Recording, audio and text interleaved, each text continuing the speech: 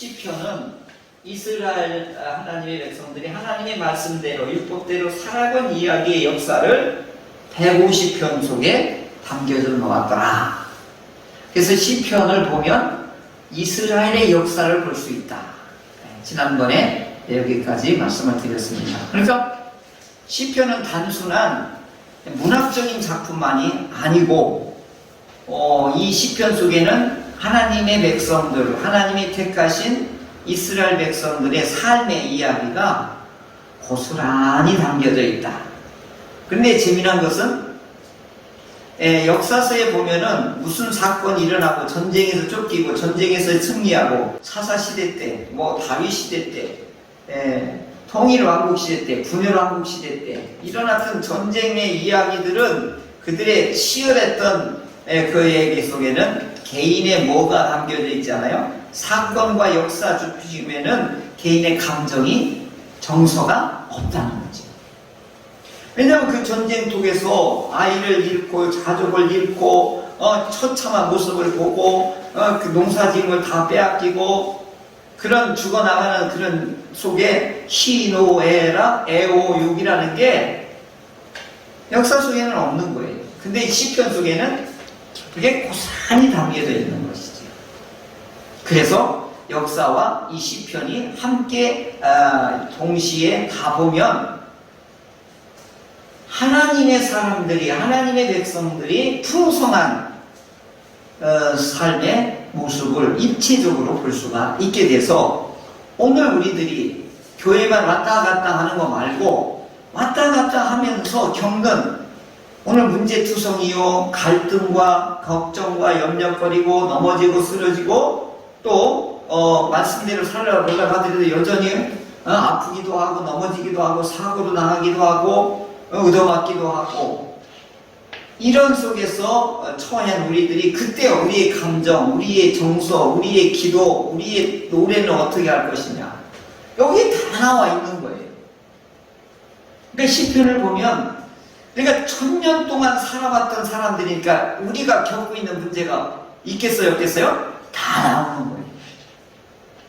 그래서 시편을 우리가 잘 보면 내 처지 형편에 큰 위로가 될 수가 있는 것이죠.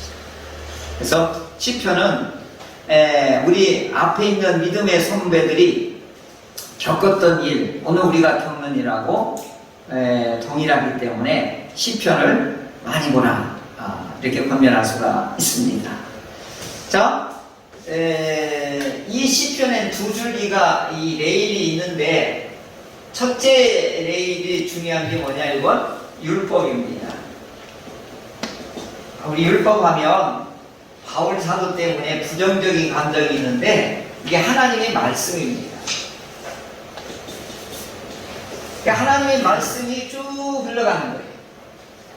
그리고 이 땅에서는 왕이 중요해요. 이제 하나님의 말씀으로 통치권을 행사하는 왕이 진짜 왕이다. 그래서 율법과 왕권이 이렇게 쭉 흘러가는 것이 150편까지 고스란히 나와 있는 것이지요. 그래서 1편하고 2편은 시편 전체의 서론에 해당되는 거예요. 이 1편은 율법에 대해서, 2편은 왕권에 대해서 이게 서론이 되게 되는 것입니다. 그래서 마지막에 146에서 150편이 이제 결론이에요. 결론인데 여기에서 이 율법과 왕권이 여기에서 고스란히 결론적으로 끝을 맺고 있습니다. 그러니까 시편 전체는 하나님의 말씀, 그 다음에 누가 하나님의 왕권을 소유하고 살 거냐 이 두 문제가 꼭 있습니다. 그러니까 오늘 우리들에게 이제 여기서 큰 은혜가 되는 게 뭐냐면 하나님의 말씀을 내가 오른손에 잡고 그 다음에 하나님의 권세를 왼손에 잡고 그 다음에 이걸 가지고 두 손을 들고 찬양할 때 이것이 할렐루야가 되는 겁니다. 그래서 두 손의 양날검이라고 해요. 그래서 이게 뭐냐면 손을 들고 찬양하는 모습을 검이라고 한 거예요. 이 시편 이제 뒤에 가보면, 그래서 시편을 이걸 참조해서 우리가 찬양할 때 왜 손을 들고 하느냐? 이게 창인 거예요. 이게 칼인 거예요. 그러니까 이 손을 들고 찬양할 때 뭐예요? 어둠의 세력을, 사단의 세력을, 악의 세력을, 이 시대에 하나님의 왕권을 어지럽히는 세력들을 이 양날 검으로 어떻게 하는 거예요? 물리치는 것입니다. 그게 뭐냐? 마지막에 찬양. 그러니까 우리나라에 기독교에게 큰 장점이 되면서도 단점이 된 게 유교예요. 세계적으로 기독교가 자기 스스로 성경을 번역해서 자기 스스로 믿는 나라는 우리밖에 없어요. 우리나라는 선교사님 오기 전에 성경을 우리말로 우리나라 사람이 번역을 해서 그 성경을 가지고 스스로 전해가지고 예수를 믿는 사람들이 벌떼같이 일어나는 이런 역사, 지구 역사에 우리나라만 있었던 희한한 일이에요. 그런데 놀라운 건 뭐냐면, 우리 이제 복음이 들어올 때에 우리나라 국경이 중국하고 무역을 하는 데 있어서 상인들이 가서 우리 홍삼, 인삼을 가지고 중국에서가 팔아요. 그럼 최고의 그게 명품이었거든요. 인삼은. 그런데 이 양반들이 중국에 가봤더니 막 이 후쟁이가 왔는데 뭐 희한한 뭐 경전을 읽는 거예요. 그게 뭐냐? 그랬더니 누구든지 이 땅에서는 높은 사람도 없고 낮은 사람도 없고 이분 앞에는 다 평등하다.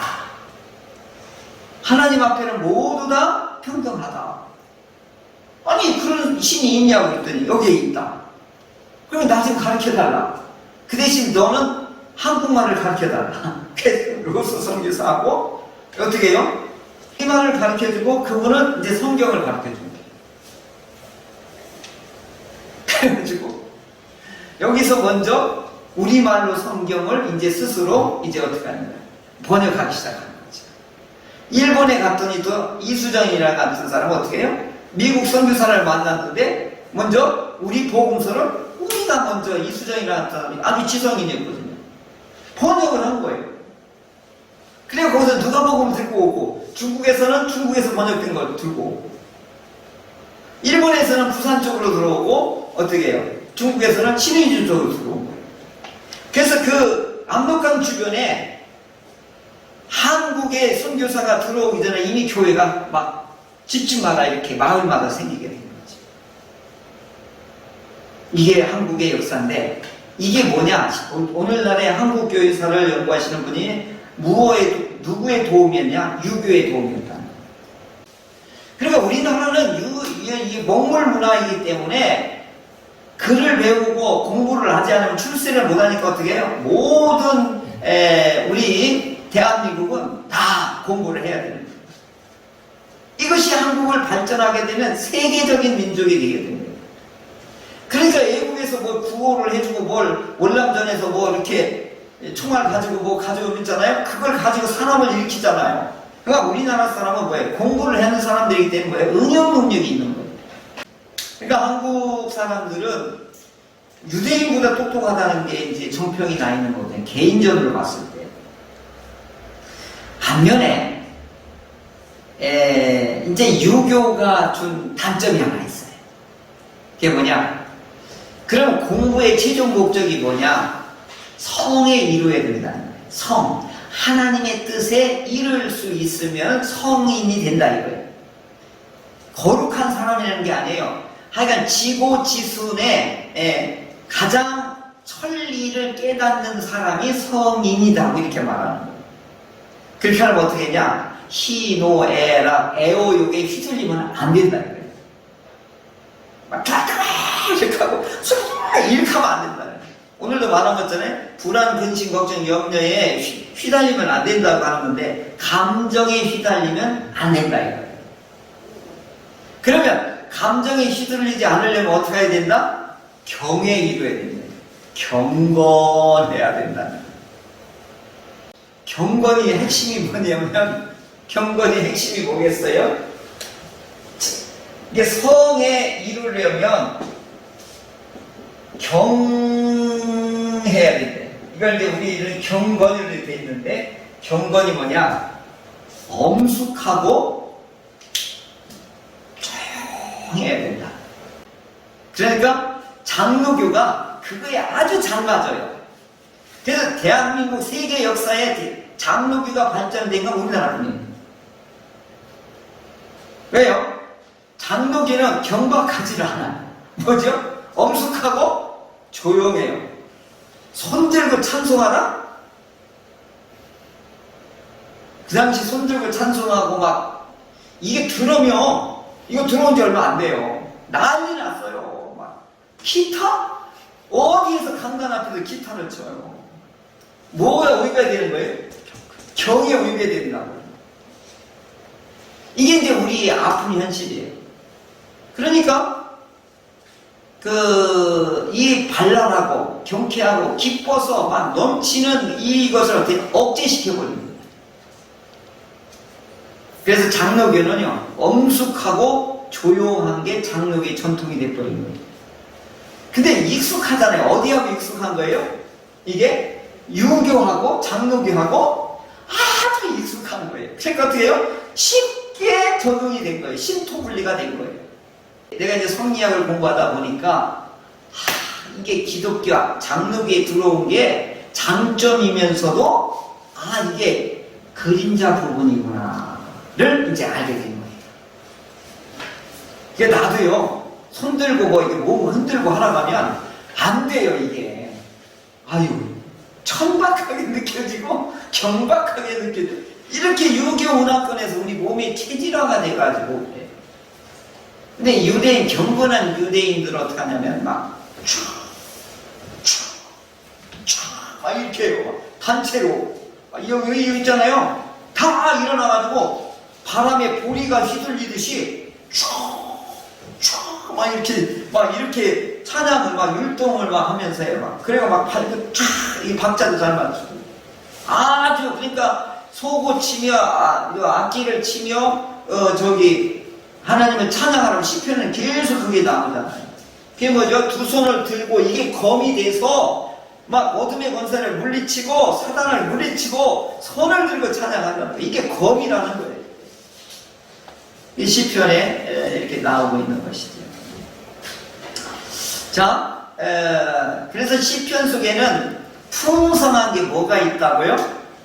이성과 진리의 말씀보다는 여기에 뭐가 많이 들어가 있는 거예요? 감성이 풍성하게 들어가 있다.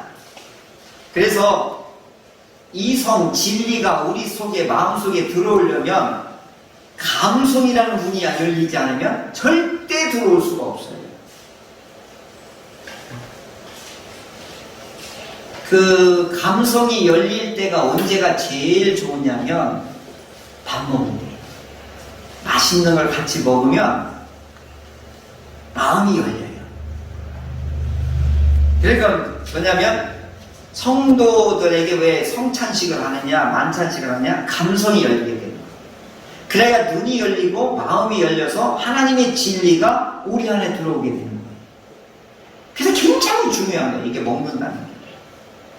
그래서 오늘도 말씀했잖아요. 누구든지 내 음성을 듣고 문을 열면 나는 그에게로 들어가서 그와 더불어 먹고 그는 나와 더불어 먹으래. 이게 잔치, 이게 파티, 기쁨을 나누는 것을 예수님이 이렇게 먹는 걸 이렇게 말씀하셨거든요. 그러니까 우리 시편에는 이 기쁨과 즐거움이 이 찬양과 노래가 그리고 춤이 이 시편에 다 들어있는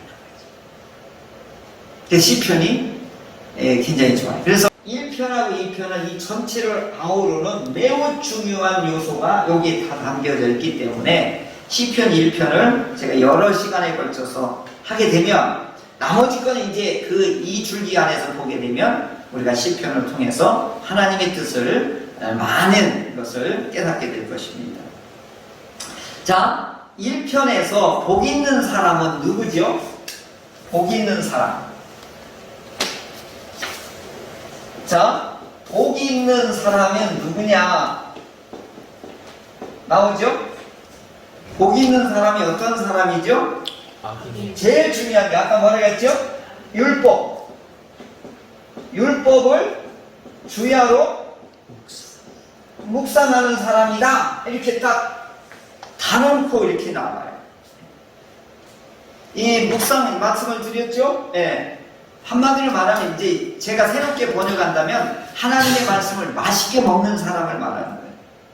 그러니까 하나님의 말씀을 늘 맛있게 먹는 사람이 이제 뭐라는 거예요? 복 있는 사람이라는 거예요.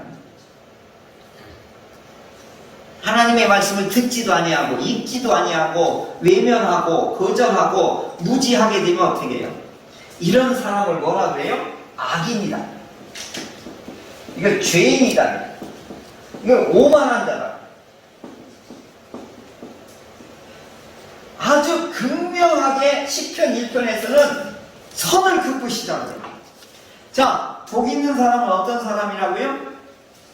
다시 반복해요. 복 있는 사람은 하나님의 말씀을 주야로 맛있게 먹는 사람이에요.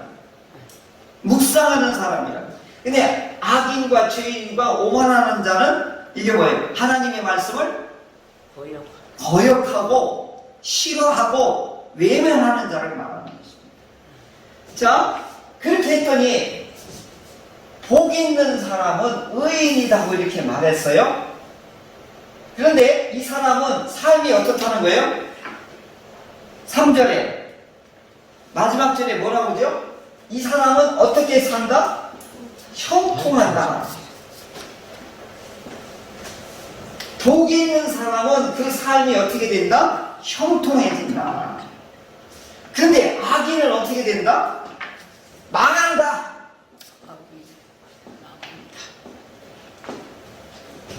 그럼 또 뭐라고 나오죠? 어디에 들지 못해요? 의인들의 모임에 들어오지 못한다. 의인들의 모임이 뭐예요? 에덴 동산에 하나님 나라에 못 들어온다. 굉장한 게 여기 다 나오는 거예요, 지금. 그리고 뭐라고 하죠? 이 악인들은 어떻게 된다는 거예요? 바람에 나는 뭐와 같다? 티끌과 같다. 그렇게 해서 나중에 어떻게 해요? 지옥불에 그냥 사라진다 이거예요. 그래서 이 악인들은 심판을 견디지 못하기 때문에 지옥불에 어떻게 된다? 티끌처럼 망하리라. 이게 제일 중요한 게 뭐라고요? 율법을 어떻게 하는 사람? 주야로 묵상하는 사람. 이들의 결과는 어떻게 하다? 하나님이 인정하고 하나님의 나라에 들어가고 이 땅에서는 어떤 삶을 산다? 형통한 삶을 산다. 이게 시편 1편이 이제 쭉 150편까지 달려가게 되는 거예요. 자, 주야로 묵상하는 자가 복 있는 사람이고 그들의 삶은 어떤 삶이 이어진다? 형통한 삶이 이어진다. 이게 공식이에요. 이게 공식. 그래서 이게 150편까지 이게 달려가는 거예요. 그럼 1000년 동안 이 공식이 흘러갈 때 장애물도 만나고 전쟁도 만나고 전염병도 만나고 가뭄도 만나고 승리도 만나고 온갖 일들이 일어날 거 아니에요. 그래서 1000년 동안의 역사에 이분들이 하나님의 율법대로 살아본 경험들이 여기에 시편에 쫙 배열되어 있는 거예요. 그러니까 서울역 출발해서 어떻게 영등포역, 그 다음에 수원, 그 다음에 천안, 김천, 동대전 이런 식으로 해서 가는 거예요. 갈 때마다 여러 가지 일들이 이제 나오는 것인데 150편 속에 이제 이 내용들이 이제 들어가게 되는 것이지.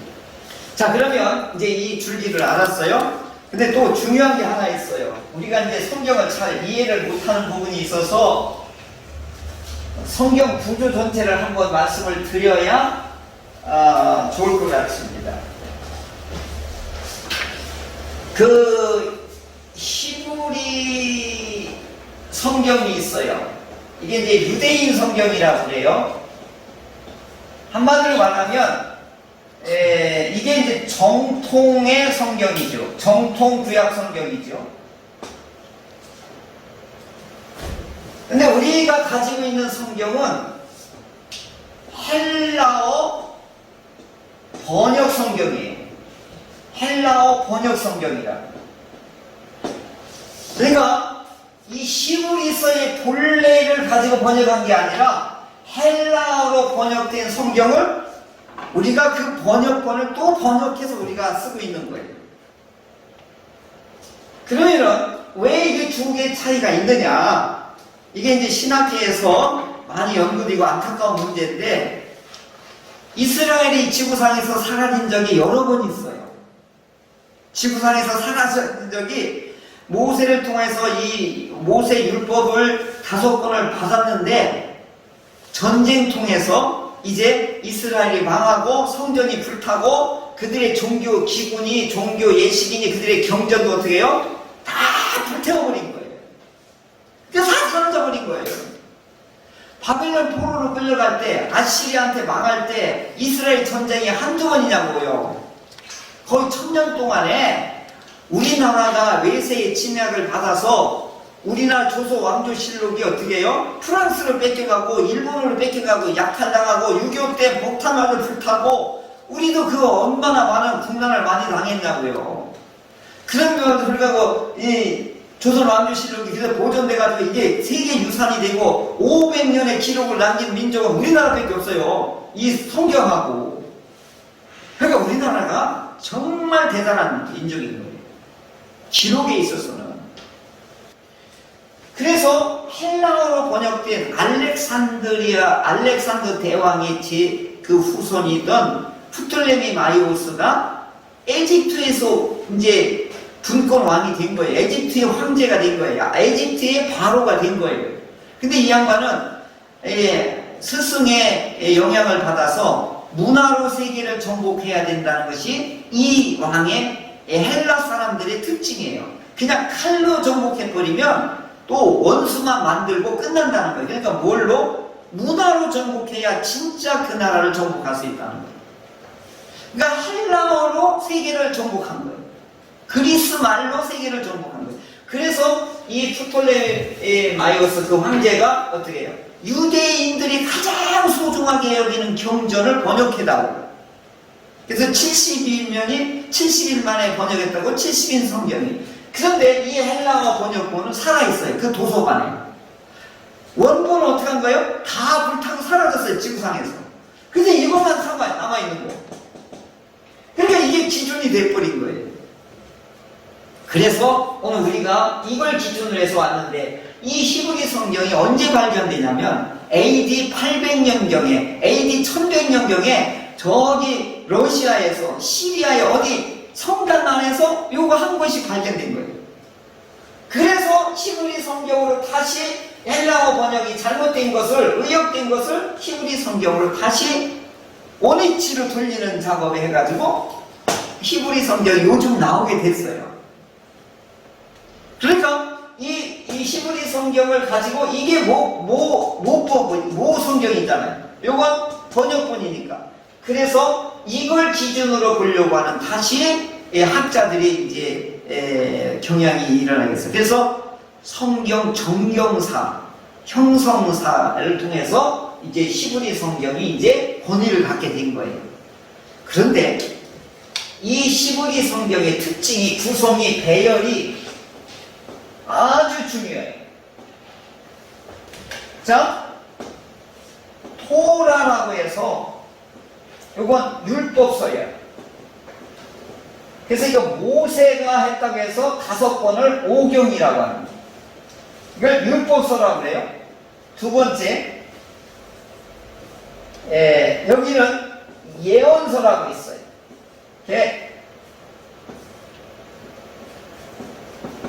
나비임이라고 해서 예언서라고 되어 있어요. 그 다음에 세 번째, 케투빔이라고 해서 서문서라고, 이렇게 세 가지로 구분을 다 한 거예요. 이 히브리 성경의 구조가. 자, 그런데 요것은 여기에 보면 뭐가 빠졌냐면 우리가 갖고 있는 이 번역본에 뭐가 빠졌냐면 역사서가 빠져 있는 거예요. 그런데 왜 유대인의 성경에는 왜 역사서가 없냐 이거죠. 우리는 역사서로 이 성경을 따로 분류해놓거든요. 여호수아, 사무엘 상하, 열왕기 상하, 역대 상하 이걸 전부 역사서로 보는데 이 사람들은 예언서로 본 거예요. 배열이 다른 거예요. 그럼 왜 이 사람들은 역사서로 왜 예언으로 보고 우리는 이분들이 살아왔던 이야기를 두고 역사로 이렇게 따로 분리해놨냐 이거지.